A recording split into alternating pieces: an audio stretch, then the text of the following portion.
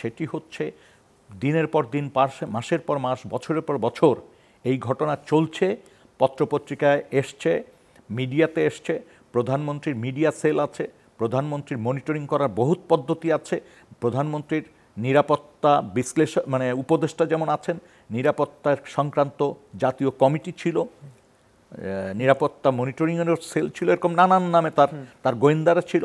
তিনি জানতেন না এই কথাটি বলে পার পাওয়ার সুযোগ তার নেই।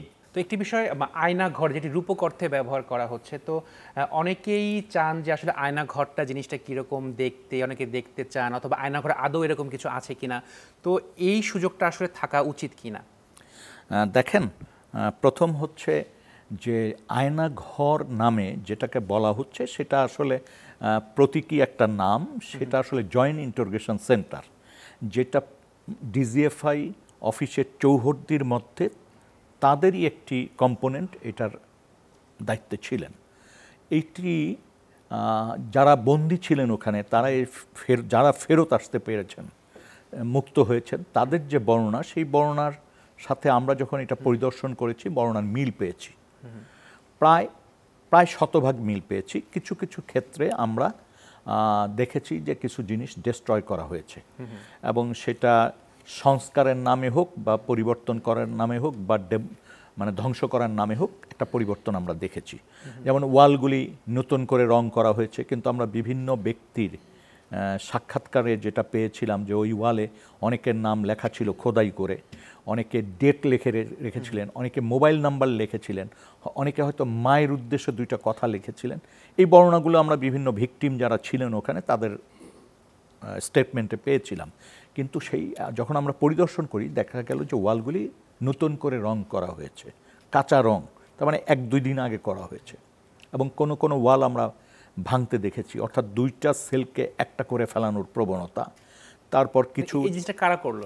এইটা কর্তৃপক্ষই করেছে, অর্থাৎ ডিজিএফআই এটা করেছে। হয়তো তাদের চিন্তা যে এটাকে সুন্দরভাবে, মানে তাদের ভাষায় যে এটাকে আরও বর্ধিতভাবে সুন্দরভাবে ব্যবহার করার জন্য। ভিতরে টয়লেটের সিস্টেমও দেখলাম নতুন করে করার একটা চেষ্টা। তো এইটা আমরা লক্ষ্য করেছি, কিন্তু আমরা তখনই বলেছি যে অন্ততপক্ষে আমাদের তদন্ত চলাকালীন সময় যাতে এটাকে হুবহু এইভাবে যেভাবে আমরা দেখে গেলাম সেইভাবে যাতে রক্ষা করা হয়। আমরা চিঠিও দিয়েছি কমিশন থেকে, এবং আমরা চাই যে মানুষ কতটা অসহায় ছিল, কতটা বর্বর একটা সময় এই আয়নাঘরে মানে জেআইসিতে ছিল, মাসের পর মাস, বছরের পর বছর, এইটা ঐতিহাসিক স্থাপনা হিসাবে সংরক্ষিত করা হোক, যাতে মানুষ এই জায়গাটাকে দেখতে পারে, মানুষের একটা ফিলিংস আসে যে কত বর্বরতার মধ্যে একটা দেশ একটা সময় পরিচালিত হয়েছে। তো আপনি বলেন যে দেয়ালে রং করা হয়েছে অথবা ওয়াল ভেঙে ফেলা হয়েছে, যদি এই কেসগুলো ট্রায়ালে যায় তো সেই ক্ষেত্রে এটা কোনো বাধা হবে কি না? দেখেন, একটা হচ্ছে স্বাক্ষর ক্ষেত্রে তো অবশ্যই কিছুটা মানে বেগ পেতে হবে, কারণ এগুলি যদি ওইভাবে সংরক্ষিত থাকতো তাহলে কয়েকটা টেলিফোন নাম্বার, কয়েকটা মানুষের নাম আমরা পেতাম, যেটা হয়তো পেতে আমাদের বেগ পেতে হবে, কিন্তু প্রমাণ করতে বেগ পেতে হবে। কিন্তু যতটুক এখনও আছে এবং মানুষের সাক্ষ্যতে যে বিষয়গুলি চলে আসতেছে, তাতে আমি ব্যক্তিগতভাবে, যেহেতু আমার বলতে পারেন এই 30 বছর জীবনটাই ছিল ইনভেস্টিগেশন লাইনে বা তথ্য অনুসন্ধানের লাইনে বা গবেষণার লাইনে, এবং পারিপার্শ্বিকতা বিবেচনা সব কিছু দিয়ে আমি একটা জিনিস স্পষ্ট করে বলতে চাই, যদি রাষ্ট্রে একটা সুশৃঙ্খল অবস্থা থাকে, একটা ভালো অবস্থা থাকে, আজকে যে অবস্থাটা আছে রাজনীতির ক্ষেত্রে বা সব ক্ষেত্রে, এই অবস্থাটা যদি বহাল থাকে, আগামী কিছু সময় আমি বলতে পারি যে আগামী 1 থেকে 2 বছর যদি এরকম একটা অবস্থা আমরা পাই, তাহলে আমার বিশ্বাস যে অধিকাংশ অভিযোগ প্রমাণযোগ্য করা যাবে। তো এই যে ঘটনাগুলো ঘটেছে, যারা দায়ী তারা, এই জন্য তো পুরো বাহিনীকে দায়ী করা যায় না, গুটি কয়েক সুনির্দিষ্ট কয়েকজন মানুষের সাথে এই ক্ষেত্রে এটা আমার এই ক্ষেত্রে আমার একান্ত নিজের একটা বক্তব্য আছে, এটা কমিশনের বক্তব্য না বা আমি যে সমস্ত অর্গানাইজেশনে কাজ করেছি তাদের বক্তব্য না, আমার নিজস্ব একটা বক্তব্য। মোহাম্মদ নূর খানের বক্তব্য। হ্যাঁ, এটা মোহাম্মদ নূর খান একজন মানবাধিকার কর্মী হিসাবে খুব স্পষ্টভাবে বলতে চাই, যেটি আমি ডয়েস ভ্যালিতে প্রায় 1.5 বছর আগে বলেছি, এখনও বলতে পারি। সেটি হচ্ছে এই অপরাধগুলি যারা সংগঠিত করেছেন, সেই রেজিম, সেই সময়কাল যারা রাষ্ট্র পরিচালনা করেছেন, আমরা যেটাকে স্বৈরাচারী সরকার বলছি, তাদের সর্বোচ্চ ব্যক্তি, অর্থাৎ তাদের সর্বোচ্চ ব্যক্তি থেকে শুরু করে ওই সমস্ত স্থাপনা যারা পাহারা দিয়েছেন, যারা নির্দেশনা দিয়েছেন, যারা মানুষকে তুলে এনেছেন, যারা মানুষকে নির্যাতন করেছেন, যারা মানুষকে হত্যা করেছেন, বা যারা মানুষকে এখনও বিভিন্ন জায়গায় আটকিয়ে রেখেছেন, তারা কেউ কিন্তু এই জায়গার থেকে রেহাই পাবেন না। যিনি তুলে এনেছেন তাকেও আমরা চিহ্নিত করতে পারছি, যিনি নির্দেশ দিয়েছেন মানে একদম গ্রাসরুট লেভেলে তাকেও আমরা চিহ্নিত করতে পেরেছি, যিনি কমান্ডে ছিলেন, নির্দেশনা দিয়েছেন, তাকে চিহ্নিত করতে পেরেছি, তার ঊর্ধ্বতন যারা এই বিষয়টাকে দেখে না দেখার ভান, অথবা যাদের এক ধরনের প্রচ্ছন্ন সমর্থনে এই ঘটনাটি ঘটেছে, তাকে চিহ্নিত করতে পেরেছি, যেই প্রসেসের মধ্য দিয়ে সামরিক উপদেষ্টা বা প্রধানমন্ত্রীর সংশ্লিষ্টতা, সেই জায়গাগুলো আমরা চিহ্নিত করতে পেরেছি, পারবো। আমি ব্যক্তিগতভাবে বলছি যে এটা পারবো। আরেকটি জিনিস আমি আপনাকে খুব স্পষ্ট করে বলতে চাই, সেটি হচ্ছে দিনের পর দিন, মাসের পর মাস, বছরের পর বছর এই ঘটনা চলছে, পত্রপত্রিকায় এসছে, মিডিয়াতে এসছে, প্রধানমন্ত্রীর মিডিয়া সেল আছে, প্রধানমন্ত্রীর মনিটরিং করার বহুত পদ্ধতি আছে, প্রধানমন্ত্রীর নিরাপত্তা বিশ্লেষণ মানে উপদেষ্টা যেমন আছেন, নিরাপত্তার সংক্রান্ত জাতীয় কমিটি ছিল, নিরাপত্তা মনিটরিংয়েরও সেল ছিল, এরকম নানান নামে তার গোয়েন্দারা ছিল। তিনি জানতেন না এই কথাটি বলে পার পাওয়ার সুযোগ তার নেই, বরং তিনি যে অনেক আলামত নষ্ট করার চেষ্টা করেছেন আন্তর্জাতিক পর্যায় থেকে, অর্থাৎ জাতিসংঘ থেকে যখন প্রশ্ন করা হয়েছে, যখন ইনভেস্টিগেশনের কাজে আসতে চেয়েছে, তখন তাদেরকে ভিসা দেননি, আসার ক্ষেত্রে ব্যারিকেড তৈরি করেছেন। এবং আপনারা রিপোর্ট দিয়েছেন যে এই মানুষগুলি ঋণের দায়ে পালিয়ে আছেন, কেউ ভূমধ্য সাগরে যে সলিল সমাধি হয়েছে।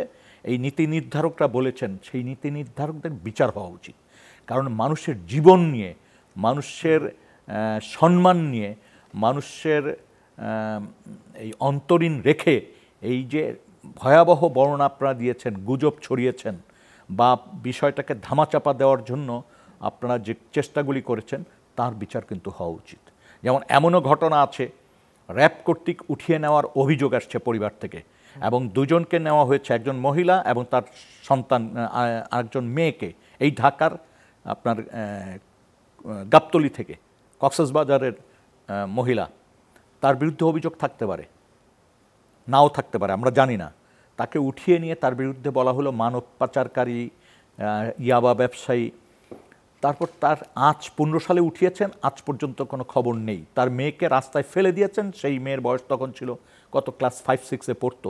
সেই মেয়ে এখন বড় হয়েছে, এবং সেই মেয়ে কিন্তু যেইভাবে বর্ণনা দিয়েছেন, এটি যে কোনো অপরাধকে চিহ্নিত করা, অপরাধীকে চিহ্নিত করা এবং অপরাধ প্রক্রিয়াকে চিহ্নিত করার জন্য যথেষ্ট। জি, জনাব নূর খান, আপনারা তো মানবাধিকার কর্মী। এবং দেখেন আরেকটা জিনিস আমরা লক্ষ্য করেছি, যে এই মহিলা ক্ষেত্রে 15 সাল থেকে নেই, হাওয়া হয়ে গেলেন, তারপর গ্রামে রটিয়ে দেওয়া হয়েছে, এই মহিলা অন্য জায়গায় বিয়ে করেছে, নানান ঘৃণা ছড়িয়ে দেওয়া হয়েছে। তারপর ঝিনাদায় এরকম একটা ঘটনা আছে, যে রফিক, বিএনপির একজন সংগঠক, রমনা অঞ্চলের চৌধুরী আলমের একজন কর্মী, সেই রফিককে ঝিনাদার থেকে, তার শ্বশুরবাড়ি থেকে উঠিয়ে নিয়ে পরে তার লাশ পাওয়া গেল ঝিনাদা কুষ্টিয়ার মাঝখানের জায়গায়।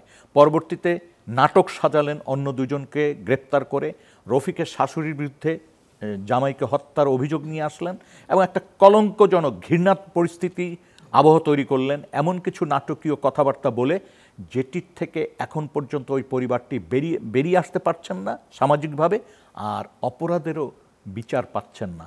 অপরাধ যে সংগঠিত হয়েছে সেটিও চিহ্নিত করা যাচ্ছে না। মানে এমন একটা ভয়াবহ অবস্থায় র্যাপিড অ্যাকশন ব্যাটালিয়ন বা র্যাব বা বিভিন্ন গোয়েন্দা সংস্থা বিভিন্ন ঘটনায় তৈরি করেছেন। আমরা তো একরাম যে মার্ডার হলো কক্সবাজারের একরাম, বা আমরা ঝালকাঠির লিমন, যার পা হারাতে হলো, আমরা এই ঘটনাগুলিতে দেখেছি। লিমনকে বলা হয়েছিল একসময় সন্ত্রাসী, তারপর বলা হলো যে সেই সন্ত্রাসীদের ফুড ফরমাস খাটতো, চা এনে দিত, সিগারেট এনে দিত, পত্রপত্রিকায় বহু বড় বড় সম্পাদকও লিখেছেন। শুরুতে প্রথম আলো একটা রিপোর্ট করলো, তারপর পাল্টা রিপোর্ট অনেক পত্রপত্রিকা করেছেন, মিডিয়াতে করেছেন, পরবর্তীতে যদিও এইগুলি আবার পরবর্তীতে তারা সংশোধন করেছেন, কিন্তু একটা ভয়াবহ পরিস্থিতি অতিক্রম করা হয়েছে। এখন পর্যন্ত কিন্তু লিমন তার উপর নির্যাতনের বিচারটা পান নাই। লিমনের বিরুদ্ধে যে মামলাগুলো দেওয়া হয়েছে সেগুলো রাষ্ট্র প্রত্যাহার করেছে, কিন্তু যারা অপরাধ করেছে সেই মামলাটির কিন্তু এখনো মানে লিমনদের মামলা, লিমনরা র্যাবকে অভিযোগ করে মামলা, সেই মামলা বারবার খারিজ হয়ে যাচ্ছে।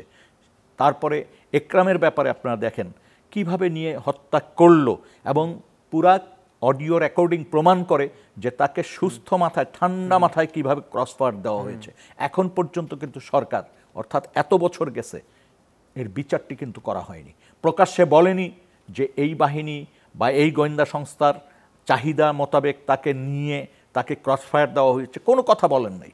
আজকে সময় এসছে এই ঘটনা অন্তত পক্ষে সবাইকে অনুরোধ করব, পায়ে ধরে অনুরোধ, যারা ক্ষমতায় আছেন বা যারা ক্ষমতায় যেতে চান বা যারা ক্ষমতা থেকে বিতাড়িত হয়েছেন, সবার প্রতি একটা অনুরোধ থাকবে যে এই ধরনের মানবতা বিরোধী অপরাধ, এই অপরাধীদেরকে চিহ্নিত করা এবং তাদেরকে বিচারের আওতায় নেওয়ার জন্য আপনারা অন্তত পক্ষে সবাই সাহায্য করবেন, সহযোগিতা করবেন।